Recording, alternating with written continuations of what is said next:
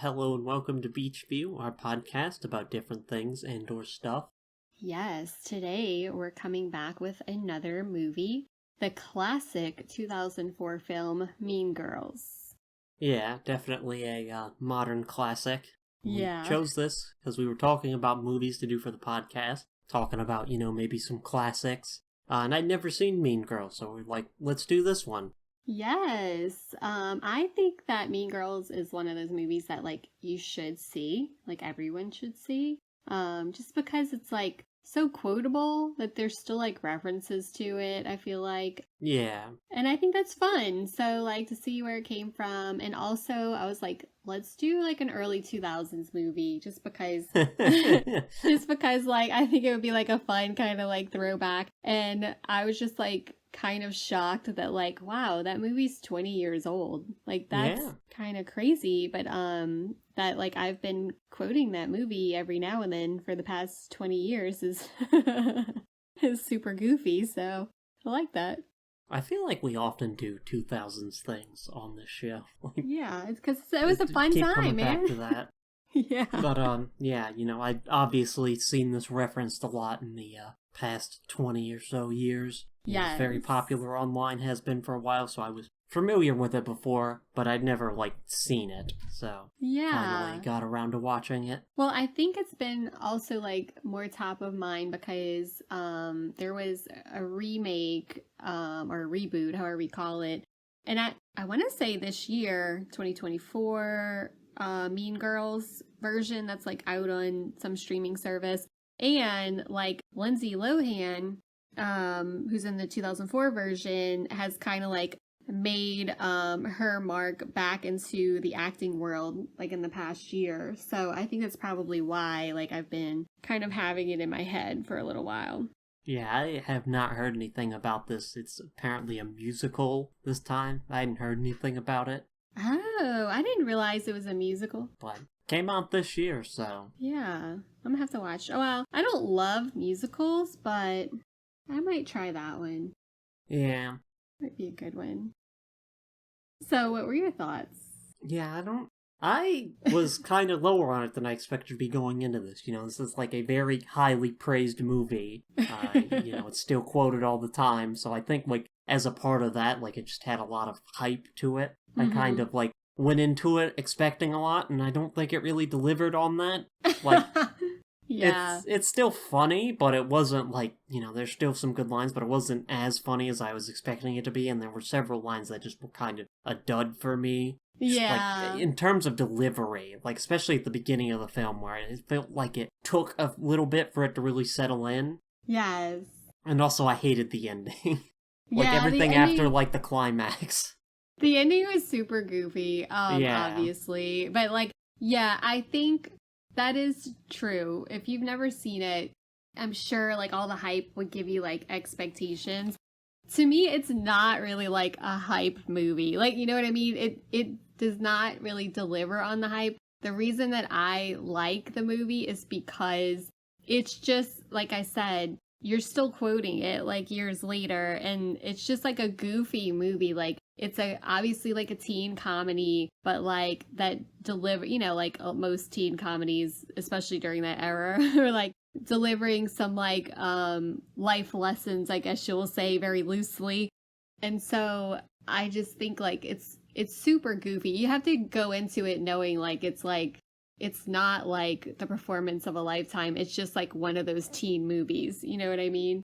So I can see how you would be a little let down, having not seen it and then hearing all the hype about it for 20 years.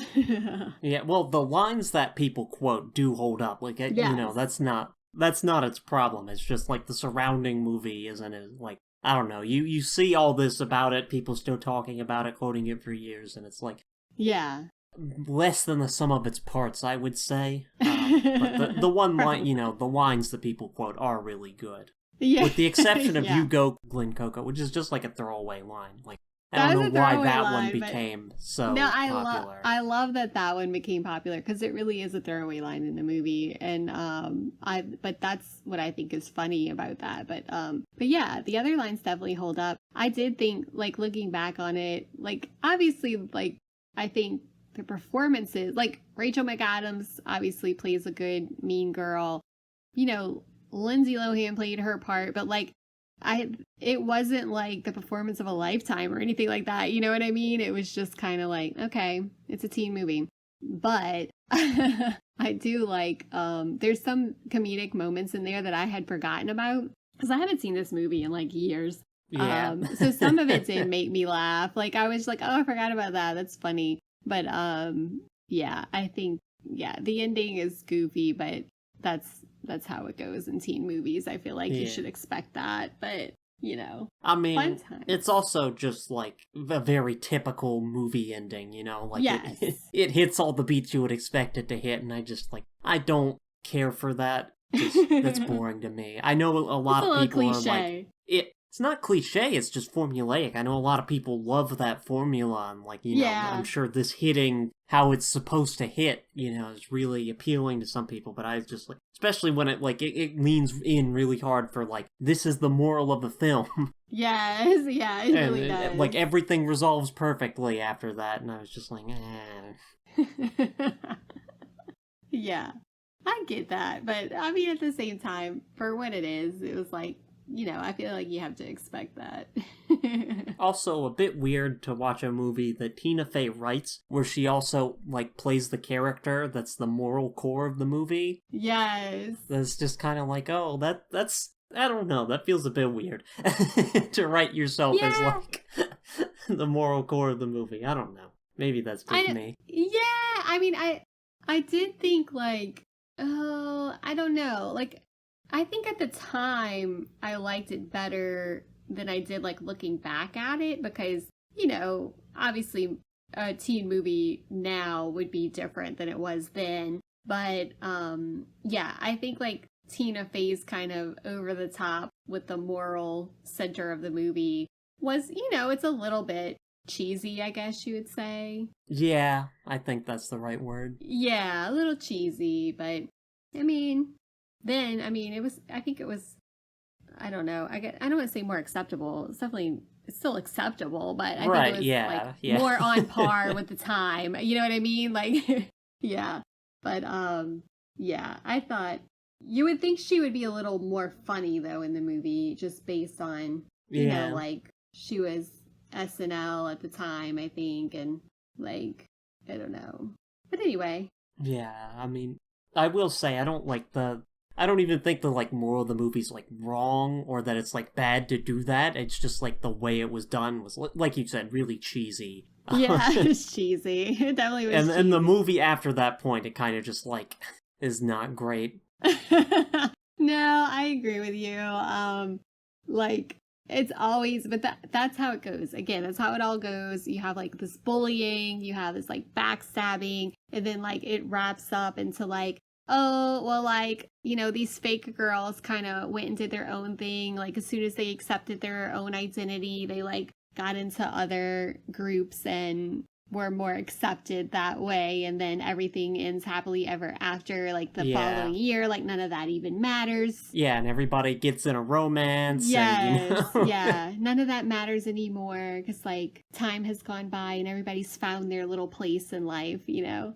So, it is goofy, and it reminded me a little bit of like the ending of Gossip Girl, where they showed like the new like queen bees coming in, you know what I mean, like at the end where they're like of course there's like a new group of plastics that always tries to, you know, come up, but like we make sure that doesn't happen anymore in the school.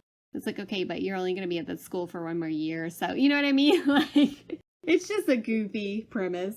Yeah. Also, like, half of this is like a sociology paper, which is interesting in a comedy film, which I don't dislike that part. It's just notable. It is. It definitely is. And I thought the part that's also like interesting, like an anthropology study, right? Yeah. Is when they're describing like the different groups and like this group does this and this group does this and they sit here in the cafeteria, and that's like a lot of teen movies though, like especially in the 2000s I feel like did that, where you're like, oh, this group is they're the cool kids and they sit here and you can't sit with them, Yeah. But, well, I feel like this movie doesn't just do that. It also tries to get into the sociology behind that, like sort of yes. why these sort of dynamics form. Exactly. Yes.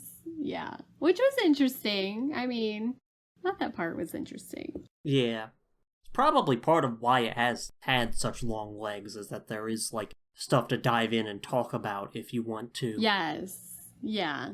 Yeah. And I love all the, like, the stereotypes, like, portrayed in the movie. Like any high school movie. Like, all the stereotypes. Like, these are the jocks. These are the nerdy Asians. These are the cool Asians. These are the plastics. These are the, you know what I mean? Like, just, it's goofy. So was this what high school was actually like in 2004? Yeah. No. Although, we did have a girl who broke her vertebrae and had to wear a brace for a while, so maybe. Did she get hit by a bus? No, she was actually a friend of ours. She was, swinging on a rope swing and fell on the ground and, broke her vertebrae and had to wear this little back brace for a long time. Yeah. Yeah. But I guess I'll get into a plot synopsis and then we'll keep discussing the film. Yeah. So, a homeschooled girl whose parents are like, animal researchers in Africa, ends up going to school for the first time, and there she learns about all the various social situations. First, befriends these two outcasts, then later gets invited to sit with the Plastics, who are like, queens of the school, or whatever.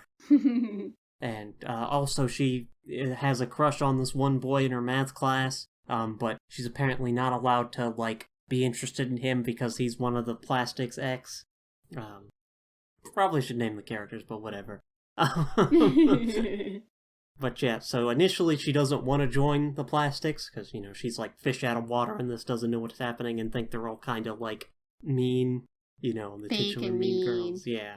Well, also, like, based on what her, like, quote, outcast friends have said about the Plastics. So the Plastics is led by Regina George, is the character, played by Rachel McAdams, and then the main character, Katie, is played by Lindsay Lohan. Yes. And she gets convinced to, like, join them by her one outcast friend who has, previous beef with Regina, to join them and try to, like, make fun of them and sabotage them. And so she starts joining them, learning their ways, as it were. Eventually, they start writing in something called a burn book, which is kind of like a Death Note, Yeah. but for mean girls. Basically. I just wanted to get that reference in there, another high school in the 2000s media that we've watched. It's also kind of like the plot of High School Musical, too. Yeah, exactly. But, so they have a Halloween party where, Katie is interested in the one guy, but because of that, Regina decides to pursue him again, and this enrages Katie, so she goes full-throated with the plan to sabotage her, and which has 3 steps. One is to make her eat these weird chocolate bars that would make her gain weight. One is to get the friends to stop hanging out with her, and what was the first one? Oh, right, to break her up with her boyfriend? Well, yeah, so it was like, they had, these are her weaknesses, and one was like her hot body, her, I forget what they said, like group of friends, her, what was it? It had to be her boyfriend. But they kept like, sabotaging her in different ways and like basically scratching off their list. Yeah, they keep just doing various things to try to, just basically sabotage her, make her a social outcast, get back at her. Yeah. And she's, like, gradually learning the ways of these people, and eventually starts, like, really getting into it, and has her own party, blowing off her outcast friends and lying to her parents in the process to have this party. Well, first they have, that whole Christmas thing, right? Oh, yes. Well, so the famous scene where they're, dressed up in, like, little Santa outfits and, dancing, have, like, a choreographed dance to, what is it? Jingle Bell Rock. Yeah, it's Jingle. I was gonna say Santa Baby, but I knew that wasn't right. Yeah, Jingle Bell Rock. And, yeah, there's this whole scene in the middle. And also, she sabotaged, but she, caused, division between Regina and one of her friends, which, causes this whole thing. And then afterwards, they finally, get Regina and her boyfriend to break up. And then, she gains weight from the weird chocolate bars. And then, there's the scene where she gets kicked out of the plastics, the whole "you can't sit with us" thing. Yeah. And, so then Katie becomes the new head of the plastics. Yeah, and this is when she has that party where she, lies to her parents and, abandons her outcast friends. Right, and at that party, which, gets way bigger than expected, she's, walking around trying to find the guy she has a crush on, ends up getting drunk, and partially due to being drunk, partially due to fully falling into her role as a plastic, she ruins this encounter with the guy she likes, and throws up on him, goes outside. She has an argument with her old outcast friends who realize, hey, you didn't actually have the thing you said you couldn't hang out with us for. You were throwing a party, and they have a fight. And Regina finds out about the sabotage during this party as well, which causes her to take the burn book and write herself into it and bring it to the principal and print out photocopies of it and put it all around school, which causes total chaos and pins the blame on Katie and the other plastics, and also causes a massive fight to break out throughout school. And as a result, we have this whole scene where they get in the gym, and there's it's the moral center of the film. Tina Fey's character, who's a teacher, is she's giving her whole speech and doing a whole interactive thing with the crowd where everybody gets into it and apologizes and whatnot. The famous quote, who here has been personally victimized by Regina George? Yeah. And, except Katie doesn't really apologize during this point. Oh, it should be noted that in the burn book, Katie said that Tina Fey's character the teacher was a drug dealer. So, that got out and started a rumor, and so, she should be apologizing for that. Yeah. And also for the way she's acting and all that kind of stuff. But, she just, keeps, nope, nothing to apologize for. Yeah. Despite, being brought low, she doesn't have her friends anymore because of all this. And eventually she comes forward about it because of the whole drug dealer thing and the police were there. And she takes responsibility. Oh yeah, this is also during the end of that previous scene where they're all apologizing to each other and whatnot. Her one outcast friend reveals the whole plot to sabotage Regina. Regina storms out. Katie goes after her, and during this encounter, she gets hit by a bus, which is a callback to the beginning of the movie where Katie almost gets hit by a bus. Right. So Regina George gets hit by a bus.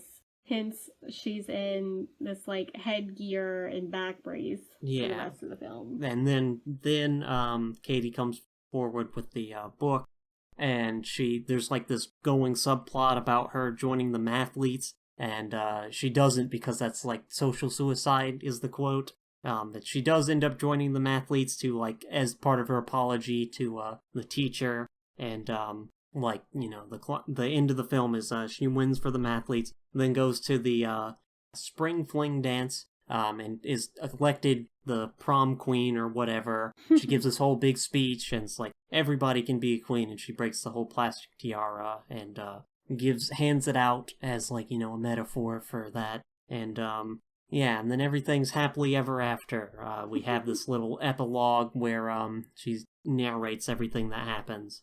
Yeah. And that's the movie.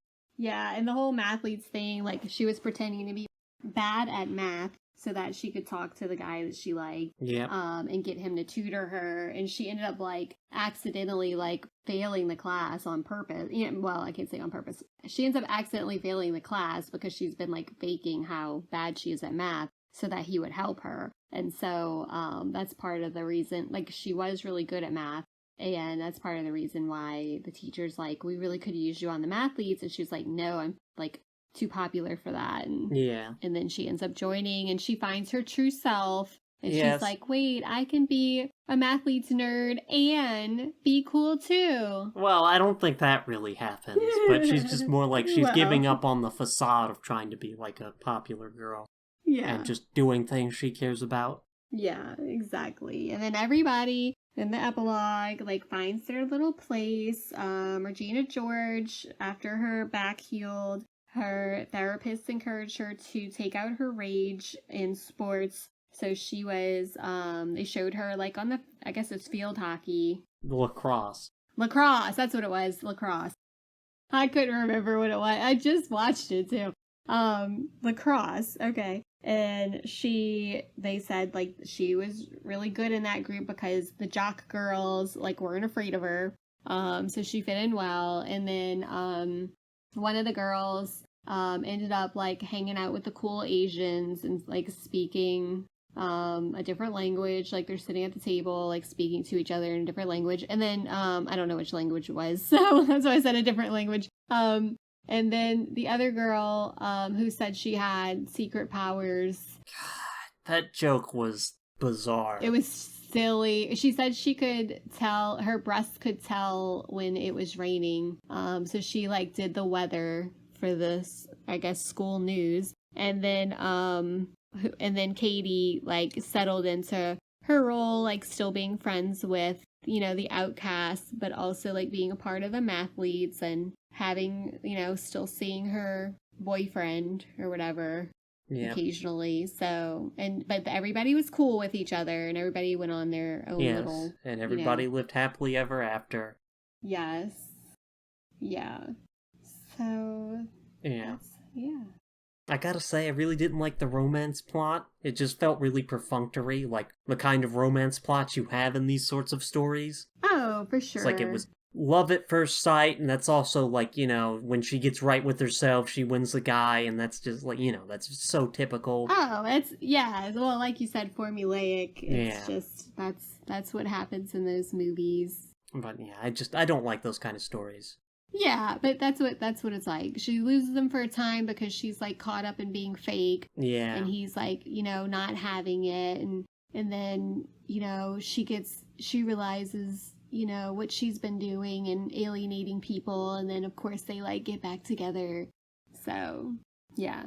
I feel like that's every like every teen movie has that in it. Yeah. Well, it's not just teen movies. Basically anything that's not explicitly a romance that has a romantic subplot uses romances like this. Yeah. It's kind of tired to me is all. Oh, it's definitely tired. But I mean, like, it was just goofy. The whole part about her, like, making herself dumb. But that was one of the, like, lessons of the movie. Like, she was pretending to, like, not be good at math, and when she really was, like, and Tina Fey's character is like, you can't make yourself, I forgot what the quote was, but like basically like appear dumb to like get attention or whatever it was. So that was one of the lessons, which is a goofy lesson, but I think they had some, you know, obviously iconic lines in this movie. Like, I like the movie. It's a cheesy movie, you know, it's Lindsay Lohan at her finest. And it's just like one of those like super goofy movies that you will continue to quote, like I said. So like the ones that I use regularly is when Regina George pulls up and she's like, "Get in, loser, we're going shopping." Yes, everybody.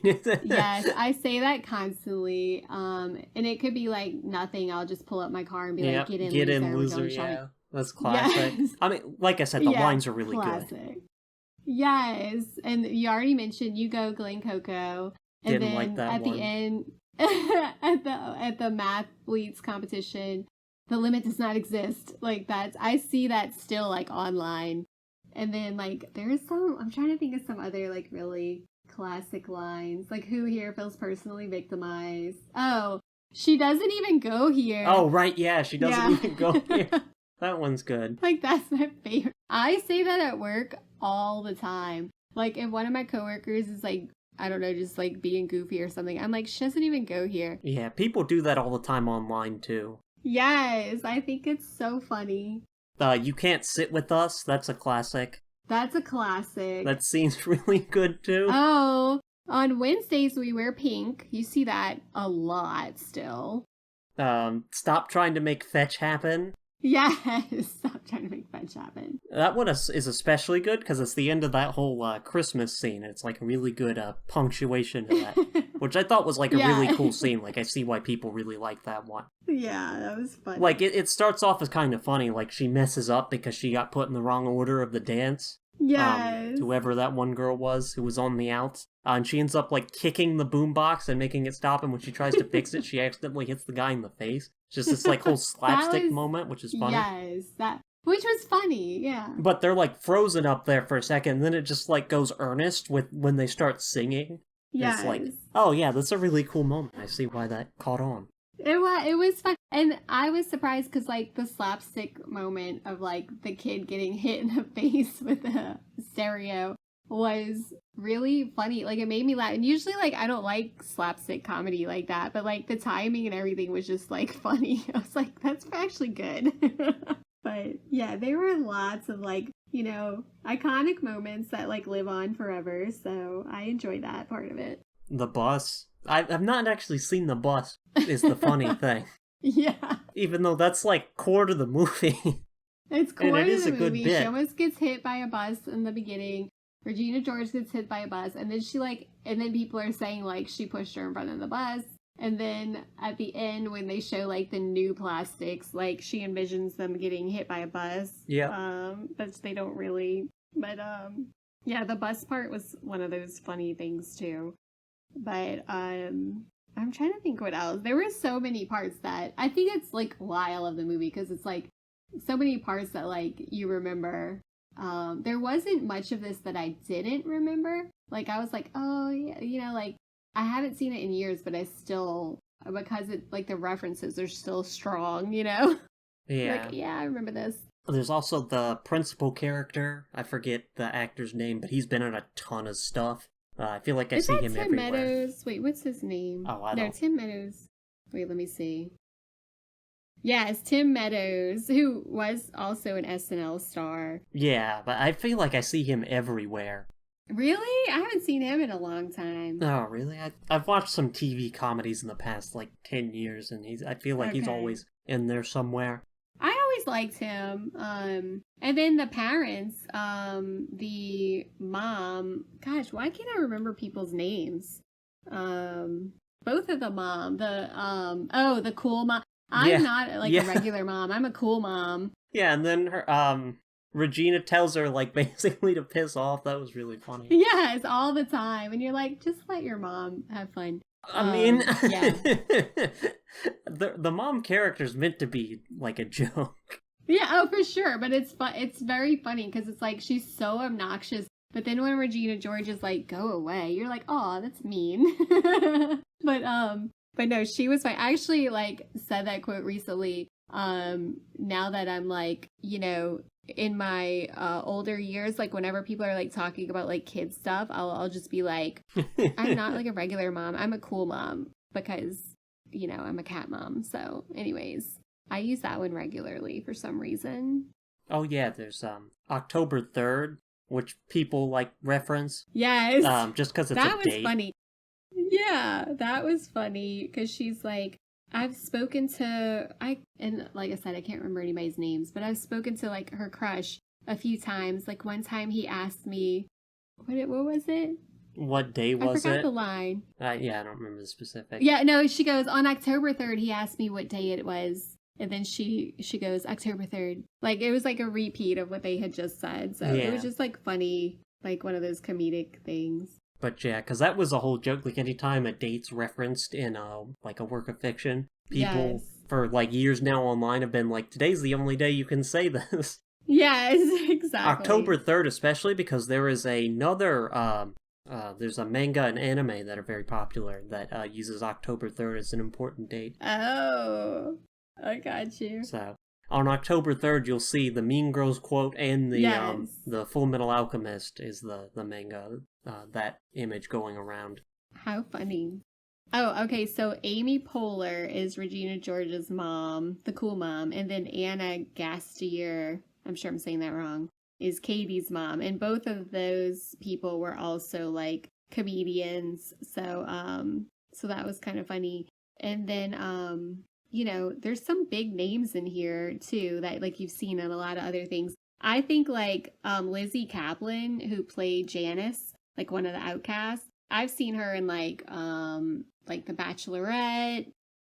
She did some shows on New Girl. Like she was in a few different things, and I like her as an actress. So it's kind of fun seeing her like in her younger days. That's the first. I'm sure she was in some other stuff, but that was the first like big thing that I saw her in that I remember.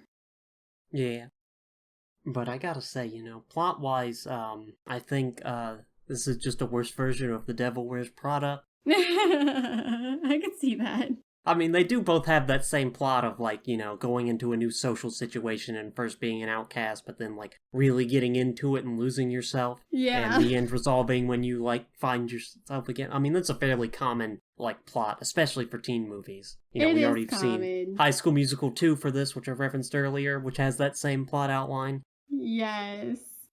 It's just so funny because, like, even now, like in different social situations, you're like, oh, that's the group of mean girls. Like, you know what I mean? Like, that doesn't go away. There's always going to be mean girls. And so I think that's, like, one of those reasons that this movie's, like, so funny and, you know, still, even though it's cheesy, still funny now, you know?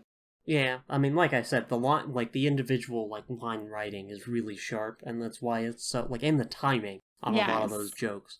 And that's why it's really, like, stuck around, and people still quote it. Yeah. But yeah, overall, I didn't. Like, the plot was and especially the ending, like, I was just like, oh, God. Yeah, but just for the references themselves, like, you gotta love it, you know? I don't know. I mean, like, you know, I've definitely watched movies that get referenced where I'm like, oh, every good bit of content from this I've already seen referenced. There's no point in me watching this movie. And this doesn't, like, hit that level, but, like, it's close. Yeah. I don't know. And there's also, like, so much lore around Lindsay Lohan, which, by the way, I am having, like, a vague memory of, like, seeing something recently, probably, like, a few years ago recently, of her saying, like, that's not how you pronounce her name. I think it's, like, Lindsay Lohan or something. I don't know. It's something, like, where she never corrected anybody, like, for years, and now we're, like, learning that's not how you say your name. But since I don't know exactly, I'm just gonna call her Lindsay Lohan. But there's still, like, so much lore around her that, like, you know, she kind of fell from grace.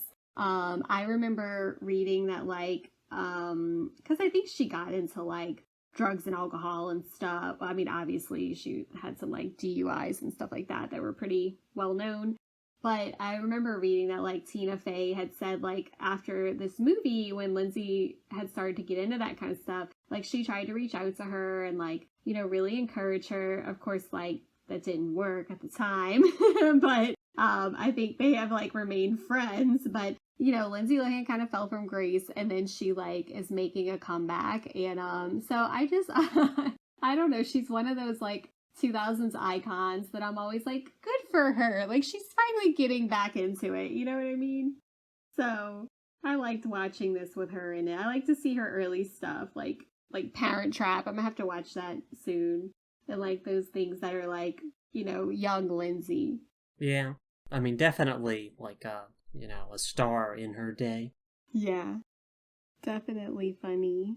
Yeah, I mean, I don't know that I have much more else to say about it. Yeah, I think there's just it's just kind of funny, like, that we watch this because it's one of those rare films that you haven't seen that I have seen. Is that rare? I don't watch a ton of movies.